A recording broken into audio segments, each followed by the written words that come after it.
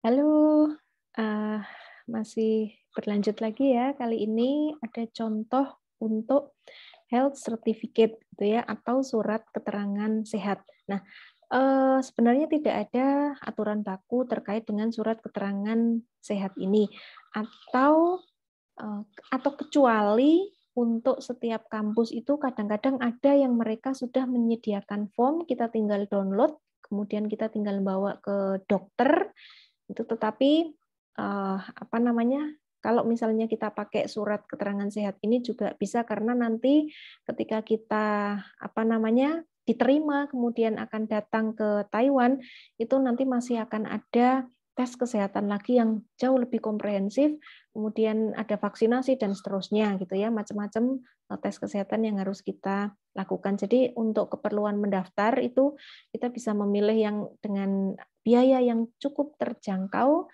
yaitu bisa ke klinik atau puskesmas. Nah, contohnya seperti ini. Nah, ini ya. Jadi, teman-teman bisa minta ke puskesmas atau klinik atau kalau apa namanya, yang lebih bagus lagi tetapi tentu agak mahal dikit, bisa ke rumah sakit. Ini contohnya dan kalau, ini kebetulan ada sudah dual bahasa gitu ya, ada bahasa Inggris sama bahasa Indonesia karena memang sudah, template dari klinik yang saya tuju ini. Nah, kalau yang ini nih biayanya sekitar 50.000 gitu ya.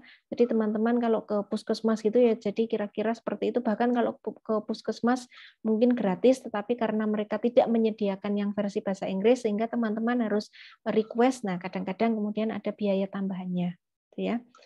Jadi di sana harus ada informasi tentang diri kita, gitu ya, minimal nama, tanggal lahir. Nah, itu yang wajib atau bisa dikasih dengan nomor paspor kita, gitu.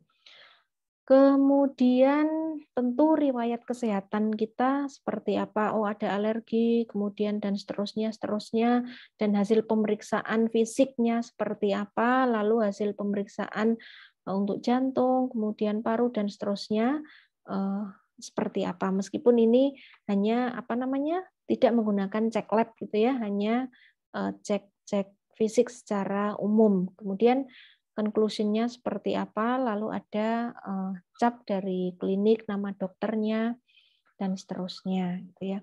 Kemudian untuk surat keterangan sehat ini secara umum biasanya berlakunya 6 bulan, gitu ya. Sehingga teman-teman harus perhatikan tanggal sampai dengan teman-teman mengupload dokumen atau mendaftar, gitu. Semoga bermanfaat ya. Kalau ada yang ditanyakan silahkan bisa ketik di kolom komentar.